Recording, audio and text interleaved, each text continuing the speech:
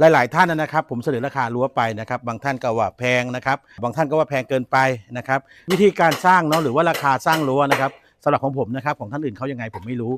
สำหรับตรงนี้นะครับพื้นที่แคบมากนะครับในการทำนะครับด้านหน้าก็ระยะห่างแค่เมตรเดียวเองนะครับเพราะว่าพื้นที่จำกัดนะครับฝั่งด้านซ้ายนะครับก็ระยะห่างจากรั้วถึงบ้านก็แค่เมตรเดียวเองนะครับส่วนด้านนี้นะครับกว้างหน่อยนะครับกว้างหน่อยเห็นไหมครับตากล้องแพนไป